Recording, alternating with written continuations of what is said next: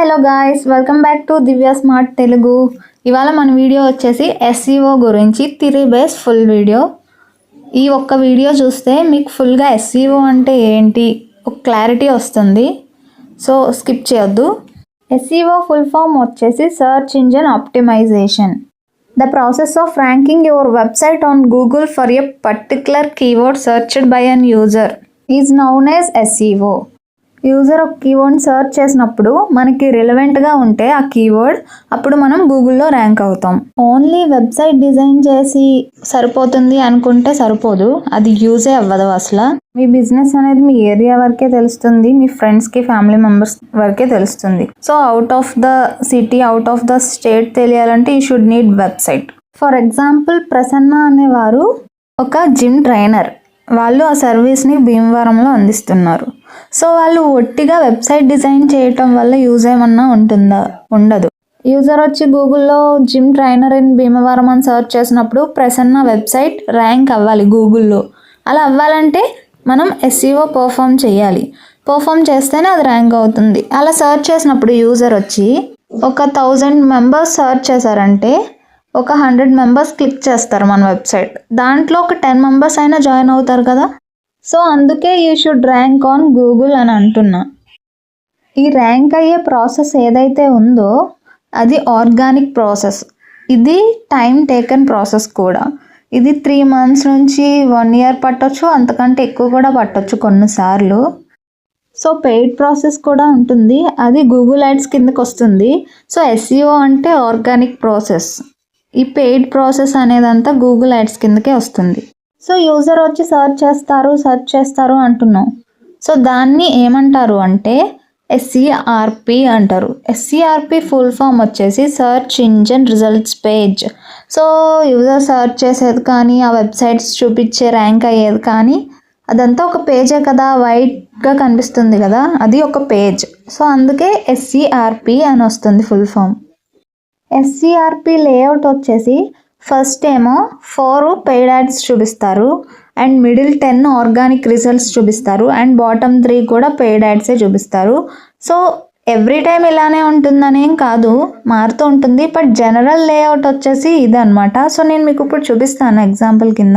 ఇక్కడ నేను interior designers in Hyderabad అని సర్చ్ చేస్తే ఫస్ట్ 4 పెయిడ్ యాడ్స్ వచ్చినాయి. స్పాన్సర్డ్ అనేవన్నీ పెయిడ్ యాడ్సే 4 వచ్చాయి, మిడిల్ 10 ఆర్గానిక్. సో ఇక్కడ బాటమ్ యాడ్స్ చూపించట్లేదు. సో నేను సెకండ్ పేజ్కి వెళ్ళాను. నార్మల్గా అయితే ఫస్ట్ పేజ్లో చూపిస్తాయి, అది జనరల్ లేఅవుట్. సో నేను చెప్పానుగా ఎవ్రీ టైం అలా రాదు అని.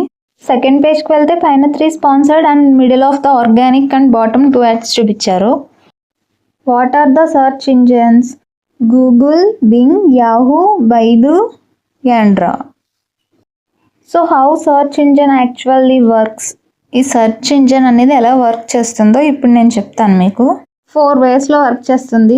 First crawling, indexing, calculating relevancy and retrieving the data. Crawling అంటే ఎగ్జాంపుల్ చెప్తాను. 2 columns తీసుకోండి. ఫస్ట్ కాలంలో గూగుల్, ఇంకో కాలంలో 4-5 మెంబర్స్ది వెబ్సైట్స్ ఉంటాయి అన్నమాట. సో ఈ గూగుల్ వచ్చి ఒక్కొక్కరిని క్రాల్ చేస్తుంది. ఈ కాలం నుంచి ఆ కాలంకి వెళ్ళి ఫస్ట్ ప్రసన్న వెబ్సైట్ని క్రాల్ చేస్తుంది, next Pravalika website and Manju website, Harshitha website, ఇలా ప్రతి ఒక్కరి వెబ్సైట్ క్రాల్ చేస్తుంది. First crawling is nothing but collecting the data. అంటే యూజర్ సర్చ్ చేసినప్పుడు మన వెబ్సైట్ ఎలా చూపిస్తుంది గూగుల్? మన వెబ్సైట్ ఏంటో గూగుల్కి తెలియాలి కదా ఫస్ట్. సో అందుకే గూగుల్ వచ్చి ప్రతి ఒక్కరి వెబ్సైట్లో డేటానంతా కలెక్ట్ చేసుకుంటుంది. Next indexing. ఇండెక్సింగ్ అంటే ప్రతి వెబ్సైట్ని కేటగరైజ్ చేస్తుంది. ఈ వెబ్సైట్ దేనికి సంబంధించింది, ఈ వెబ్సైట్ దేనికి సంబంధించింది అని కేటగరైజ్ చేస్తుంది అనమాట ఇండెక్సింగ్ అనేది. ఫర్ ఎగ్జాంపుల్ విరాట్ కోహ్లీ ఉన్నారు. So Virat Kohli travel, movies, news, sports, దేనికి సంబంధించి స్పోర్ట్స్ గురించి. స్పోర్ట్స్లో మళ్ళీ ఇండోర్ స్పోర్ట్స్ ఉంటాయి, అవుట్డోర్ స్పోర్ట్స్ ఉంటాయి. సో కోహ్లీ అవుట్డోర్ స్పోర్ట్స్కి సంబంధించి. మళ్ళీ అవుట్డోర్ స్పోర్ట్స్కి వచ్చేవరకు క్రికెట్ ఉంటుంది, హాకీ ఉంటుంది, ఫుట్బాల్ ఉంటుంది, ఇలా సమ్ కేటగిరీస్ ఉంటాయి. సో దానిలో మళ్ళీ విరాట్ వచ్చి క్రికెట్కి సంబంధించి. క్రికెట్ అంటే మన ఇండియా ఒక్కటే ఆడదు కదా, ఆస్ట్రేలియా, యూఎస్, ఇలా మళ్ళీ కేటగిరీస్ ఉంటాయి అన్నమాట. సో అలానే గూగుల్ కూడా ప్రతిదీ కేటగరైజ్ చేస్తుంది, దాన్ని ఇండెక్సింగ్ అంటారు. ఆ కలెక్ట్ చేసి కేటగరైజ్ చేసి వెన్ యూజర్ వచ్చి సర్చ్ చేయగానే విత్ ఇన్ సెకండ్స్లో మనకి రిజల్ట్స్ చూపిస్తాయి. సో ఎలా చూపిస్తున్నాయి? సో గూగుల్ ఇన్ని లేయర్స్ని దాటి మనకి రిజల్ట్స్ని సెకండ్స్లో చూపిస్తుంది. ఎక్కువ లేయర్స్ ఉంటే కొంచెం సెకండ్స్లో డిఫరెన్స్ ఉంటుంది కీవర్డ్కి. సో క్యాలిక్యులేటింగ్ రిలవెన్సీ అంటే ఎగ్జాంపుల్ చెప్తాను. సో ప్రసన్న అనేవాళ్ళు జిమ్ ట్రైనర్ అన్నాం, ప్రవళిక అనేవాళ్ళు కూడా జిమ్ ట్రైనర్. సో ప్రసన్న అన్న వాళ్ళు prasanna.in అని వెబ్సైట్ క్రియేట్ చేసుకున్నారు. సో ప్రవళిక అన్న వాళ్ళు ఏం చేశారు? జిమ్ ట్రైనర్ ఇన్ భీమవరం.in అని కీవర్డ్ పెట్టి వెబ్సైట్ డిజైన్ చేశారు. సో యూజర్ వచ్చి సర్చ్ చేసినప్పుడు జిమ్ ట్రైనర్ ఇన్ భీమవరం అన్నప్పుడు ఎవరి వెబ్సైట్ చూపిస్తుంది? గూగుల్.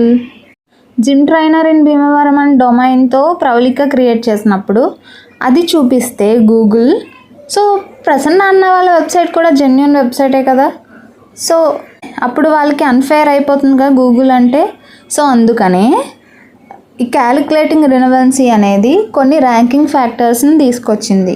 సో అదేంటంటే ఇద్దరు వెబ్సైట్లో ఏజ్ ఎవరిదైతే ఎక్కువ ఉందో వాళ్ళని ఫస్ట్ ర్యాంక్ చేస్తుంది. కొత్తగా బై చేసిన వాళ్ళు ఫస్ట్ ర్యాంక్ చేస్తే మరి ఓల్డ్ వెబ్సైట్స్ ఎప్పటి నుంచో యూజ్ చేస్తున్న వాళ్ళ పరిస్థితి ఏంటి? సో అందుకనే ఏజ్ ఉండాలి అండ్ సెక్యూర్డ్ వెబ్సైట్ అయి ఉండాలి.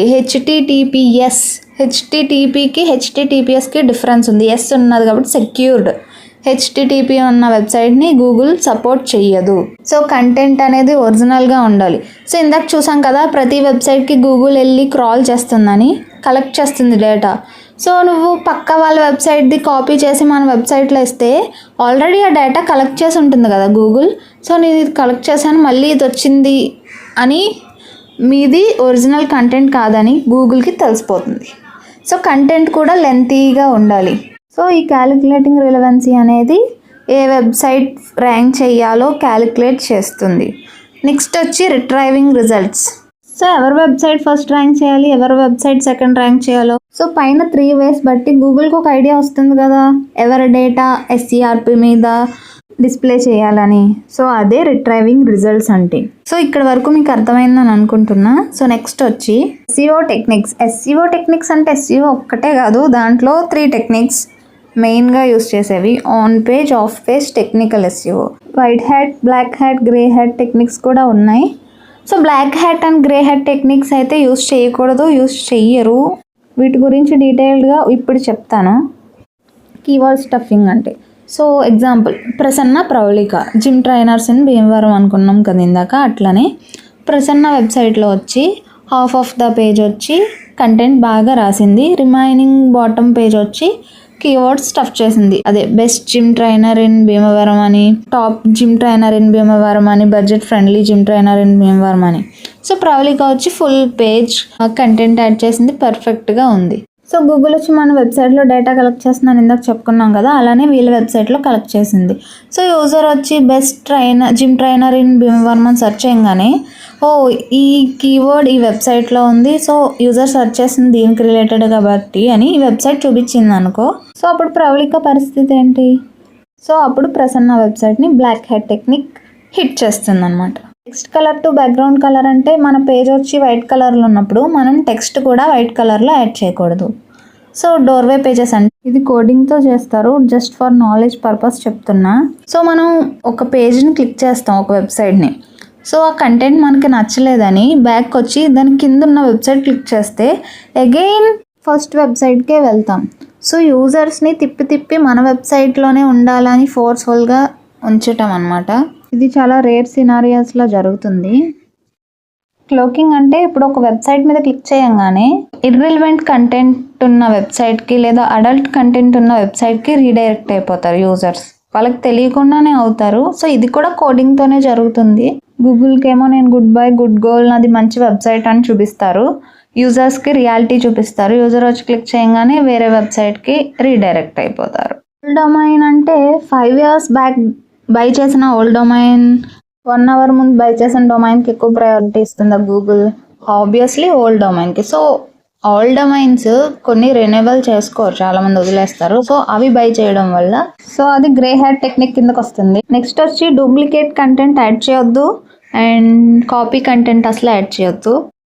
ఓన్గా కంటెంట్ రాయాలంటే కొంచెం కష్టమే. సో వాటి కోసం టూల్స్ కూడా ఉంటాయి, లైక్ ChatGPT, ఇంకా చాలా ఉన్నాయి. ఆ కంటెంట్ని తీసుకొని స్పిన్ బూట్లో స్పిన్ చేసి మన వెబ్సైట్లో యాడ్ చేసుకోవచ్చు. స్పామీ బ్యాక్లింక్ అనేది ఇప్పుడు చెప్పిన అర్థం కాదు, అది ఆఫ్ పేజ్ SEOలో డిస్కస్ చేద్దాం. వైట్ హ్యాట్ టెక్నిక్ అంటే on page, off page, technical SEO, ఈ 3 కలిపి చేస్తేనే వైట్ హ్యాట్ టెక్నిక్ అంటారు. గూగుల్ వచ్చి మన వెబ్సైట్లో డేటా కలెక్ట్ చేస్తుందా అని అన్నాం. సో ఎలా కలెక్ట్ చేస్తుందంటే ఈ 8 పారామీటర్స్ని యూస్ చేసి కలెక్ట్ చేస్తుంది. ప్రతి ఓడిని కలెక్ట్ చేయాలంటే ఈజీ కాదు గూగుల్కైనా సరే. మన వెబ్సైట్లో ఈ 8 పారామీటర్స్ ఉన్నాయో లేదో చెక్ చేస్తుంది. నెక్స్ట్ గూగుల్ అప్డేట్స్ గురించి తెలుసుకుందాం. సో పాండా అప్డేట్, ఇది ఒక సాఫ్ట్వేర్, గూగుల్ సాఫ్ట్వేర్ అనమాట. ఇది black and grey hat technique ఎవరైతే యూస్ చేస్తారో వాళ్ళని పనిష్ చేస్తుంది. పనిష్ చేయటం అంటే SERP మీద వాళ్ళ వెబ్సైట్ కనబడకుండా చేస్తుంది. పెంగ్విన్ అప్డేట్ వచ్చి స్పామీ బ్యాక్లింక్స్ని ఎవరైతే పర్ఫామ్ చేస్తారో వాళ్ళని హిట్ చేస్తుంది అనమాట. PGN అప్డేట్ వచ్చి నేను రెస్టారెంట్స్ అని సెర్చ్ చేస్తే గూగుల్లో నా నియర్ మీ ఉన్న రెస్టారెంట్స్ అన్నీ చూపిస్తుంది. ఎక్కడో హైదరాబాద్వి, బెంగళూరువి చూపించదు కదా. EMD ఎగ్జాక్ట్ మ్యాచ్ డొమైన్ అంటే మన డొమైన్ నేమ్లో ఎప్పుడు కీవర్డ్ని ఇన్సర్ట్ చేయకూడదు. నేను ప్రీవియస్గా చెప్పాను కదా, పేజ్లోనే ఇన్సర్ట్ చేస్తే బ్లాక్ హ్యాట్ టెక్నిక్ కింద వస్తుందని. సో కీవర్డ్ని ఎప్పుడు డొమైన్లో పెట్టి బై చేయొద్దు, బై చేయకూడదు. నెక్స్ట్ వచ్చి హమ్మింగ్ బర్డ్. హమ్మింగ్ బర్డ్ గురించి మీ అందరికీ తెలిసిందేగా, ఫాస్టెస్ట్ బర్డ్ అని. సో ఈ హమ్మింగ్ బర్డ్ సాఫ్ట్వేర్ అనేది మనకి రిజల్ట్స్ యాక్యురేట్గా అండ్ ఫాస్ట్గా ఇస్తుంది. అందుకే గూగుల్ వాళ్ళు హమ్మింగ్ బర్డ్ అని సాఫ్ట్వేర్కి నేమ్ పెట్టారు.